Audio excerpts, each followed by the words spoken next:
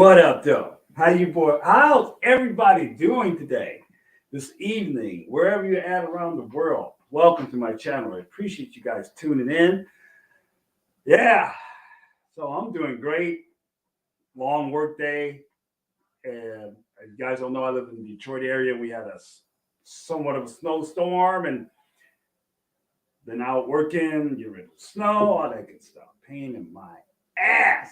Let me tell you. But I'm nice and relaxing tonight. I gotta do it again tomorrow. Uh, but after that, nice relaxing weekend. Hopefully. So thought I'd come on tonight. I usually don't do anything on Thursday unless something comes up. But yesterday I did my stream. I always do the Hump Day mix. You guys don't know I DJ, so I did the Hump Day mix, house music mostly. And that got blocked. So I was like, okay. Because I think one or two songs I had in there. But also, today I was checking out some news stories, especially about Moonfall, the movie that's going to premiere tomorrow. And I thought I'd pop on because it just seems a lot of interesting things going on with this movie. Let me get the first thing here about Moonfall. And I think I want to do is first talk about the director, Mr. Roland Emmerich. Let me get here. Is that it? I think I've got it. There you go. So if you can see right there, ID4 creator says Marvel, DC, and Star Wars films are ruining the movie industry. Let me see if I can pop it up a little bit for you guys to read. And go down here. Independence Day director Roland Emmerich recently claimed that the success of major franchises such as Marvel Cinematic Universe, DCEU, I don't know what you're talking about there, but whatever, and Star Wars have ruined the film industry. In an interview with Den of Geeks, Emmerich commented that disaster movies have changed since the advent of large event films based on comic book properties. Reflecting on the state of the film industry, the director said, naturally, Marvel and DC Comics and Star Wars have pretty much taken over. It's ruining our industry a little bit because nobody does anything original anymore. So, wait a minute. Nobody does nothing originally? Well, it's coming from a comic book and it's original. It's based, some of the comic book movies are based on storylines from the comic book, which are original. What the hell are you talking about? Okay, let's just read on. So, what we got here? Emmerich has previously spoken about this discard for blockbuster films, nothing that he occasionally watched Marvel films to fall asleep on long distance flights. Okay, well, screw you. You don't like it, whatever. Emmerich continued to say that his general ambivalence to superhero films may be due to his German heritage, according to the filmmaker. The idea superheroes only took root in Germany well after he had grown out of the target audience. Okay. Just, whatever. He is not the first one to say this. You guys know, there's been a couple of well-known directors and actors said the same thing. I don't see how it's ruining the movies. You're just saying you're basically trying to say everybody just wants to see comic book movies. No, trust me. I know a lot of people don't like comic book movies. That's not the point. You're not putting out good product. Now, if you don't know his name already, Emmerich did Independence Day. You've seen that Great Disaster Flick. He did that. He did The Day After Tomorrow, which it felt like out here in Detroit. He did 2012, Disaster Flick, but it was and he did Midway, the latest version of Midway about the attack at Pearl Harbor. So far, I know with Midway, it didn't make much money. It made 126 million, and it cost 100 million to make. Which you got to understand, he made maybe 26 million more, but when you promote a movie, you got to make a little bit more than that. So it basically was a failure. He has other failures in his past, and you're pissed off. It happens, but look, there are other movies out there that people love and probably did successful at the movies. You just got to put out a good product. That's all it is to it. You can't blame superhero movies, and you can't blame Star Wars. I mean, really? They don't come out that much at the theaters either. That not much as a superhero movie. So I don't know why he brought in Star Wars. That was kind of weird. You know, it's gonna be funny if somebody offers him to do a superhero movie. Say, "Oh yeah, I'll do that." Oh, okay. Now you want to do one? Okay, whatever, dude. But he had done it before. He's not the first. He's not going to be the last. It's going to happen again. I can tell you that right now. So that's what's going on with him. Now, this I wish one of my boys, Anzo or Basco, would come on. They both live in Canada. So right now, Moonfall theatrical release in Canada is not going to happen. Let me pull it up here for you guys to read. Here we go. All right.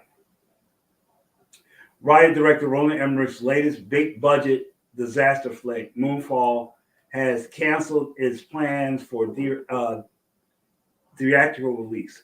So it's basically they canceled it. Let's see if we get to the main part of this. Last Friday, Moonfall distributor Mongrel Media announced that the film's theatrical release in Canada has been canceled. According to a statement released by Mongrel spokeswoman, for planning reasons, decisions had to be made while the cinemas in Canada were closed. Verifying this, Screen Rant reached out to Mongrel's Lionsgate U.S. distributor and Cineplex, with the latter confirming there wouldn't be a theatrical release of Moonfall in Canada. A Lionsgate spokesman clarified that the distributor is committed to theatrical exhibiting. I can't even say it. Skip it. As evidenced by the 3,400 plus locations where the film will play in the U.S., while the market conditions drove this decision. We value our Canadian exhibitors, I got tons of exhibitor partners, and look forward to working with them on coming slate. Now, if I am correct reading this article,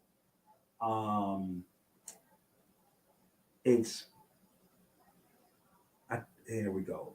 Ontario allows cinema chains to reopen as of January 31st, while continuing restrictions on food and beverage sales. So the main markets, I believe, let's see, here we go. As mentioned above, Canadian movie theaters recently closed amid the Omicron breakout, with local health advisors tightening restrictions for COVID-19 hotspots, including Toronto and Montreal. Staggered reopening is now in effect, with Quebec having been given the green light to reopen chains on February 7th. So Quebec is good until over the weekend, and then right now Ontario is open. So you still can't release the movie. You just don't want to make money. I don't understand that. I'm not sure what's going on in Canada. I'm not sure if they have if they're have a huge outbreak or whatever. I know a couple of my boys on YouTube are really ticked off about not the movie theaters being open. Well, not Anzo. He got Anzo vision, so whatever. But it's interesting because let me get to the next one after this, because I thought it's because of this what's going on.